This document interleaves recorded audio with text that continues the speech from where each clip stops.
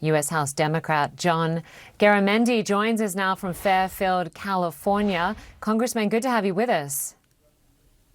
It's my pleasure to be with you. Looking forward to the conversation. So another cabinet pick of Trump has been approved. What's your reaction? This is a real bad one. You look back on his history, his work history, also what he has said, his positions, and we have a very dangerous person running the FBI. Not good at all. And can I get your reaction also to Trump and his comments about Zelensky, calling him a dictator, claiming that Ukraine started the war?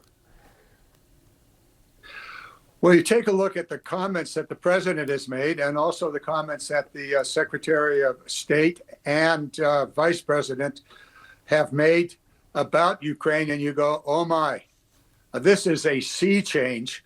The president is basically parroting the Russia propaganda. To say that Ukraine started this war is just wrong. This war actually started with in 2014 when Russia took over Crimea and the eastern Donbass area. So it's been an ongoing issue.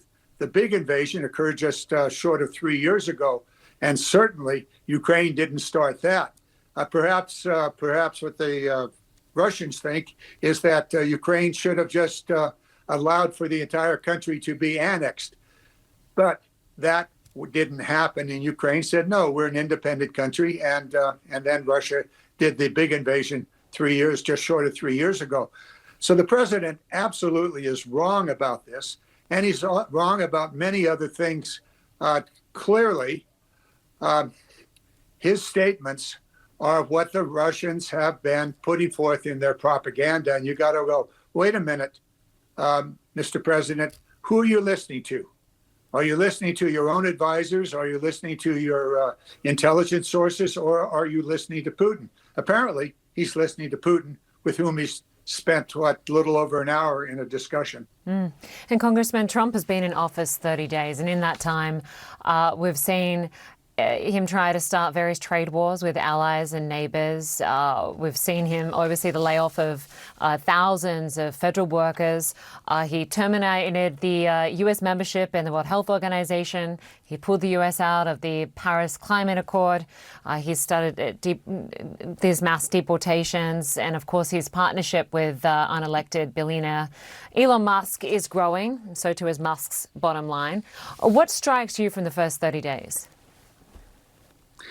Well, first of all, it is total chaos, and it is extraordinarily destructive in many ways. Certainly the programs ranging from USAID, which is the America's soft power, where we help refugees and starving people around the world, and also working on economic development activities.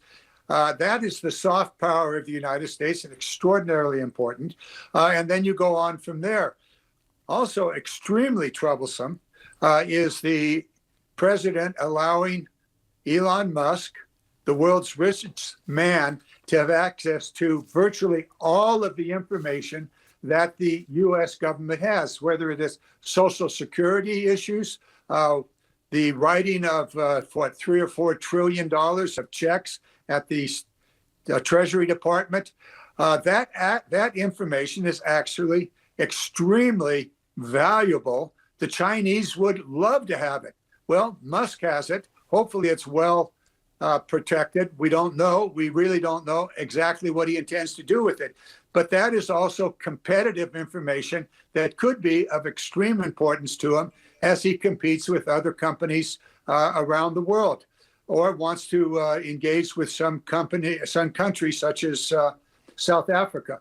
So there's a very real question about the role of Elon Musk in this entire operation. And what he is doing is just taking a wrecking ball, a sledgehammer, to U.S. government programs.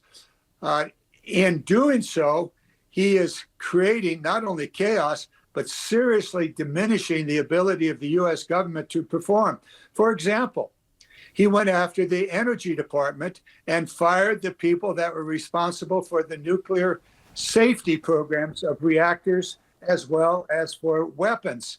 You go, well, what is that all about? And Yeah. now he's going after the Internal Revenue Service and firing people just ahead of tax season. It's crazy.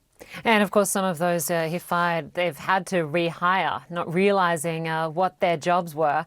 But I want to go to some of the polls we've got. CNN polling after 30 days in office shows that 52% of Americans are worried about his push to expand power. But polls show that people aren't happy with Democrats either. 73% say congressional Democrats are not doing enough. What more could you do? Well, do what I'm doing right now. Talk about what the effect of the Trump and Musk operation is on international security, on Ukraine, as well as on government operations. Beyond that, we are organizing and working with people that have been laid off, fired, telling the story so that the general public knows. For example, I represent California, and we are looking at a very serious fire season that will begin in about 2 to 3 months. The early hiring of those men and women that would perform the fire services has stopped. And we may very well, and quite probably, not have the personnel in place when the fire season begins here in California. And we've certainly seen the effect of the fires in Southern California as well as here in Northern California. That's just one example. We know also that these firings are disrupting the operations of critical government programs. It's not necessary. The reformation and of government is not new. It dates back to Teddy Roosevelt, and virtually every president since that time has attempted to reform, improve, and seek greater efficiency. I was involved in this with the Clinton administration, with Al Gore's Reinventing Government.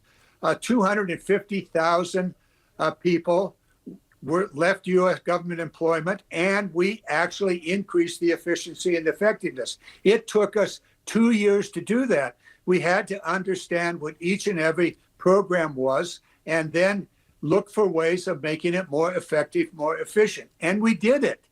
Now, what's happening now is simply destroying and moving with total ignorance as to what the effect of the firings will be. And the effect is now being seen. Congressman John Garamendi, we appreciate your time today. Thanks so much for joining us. Thank you.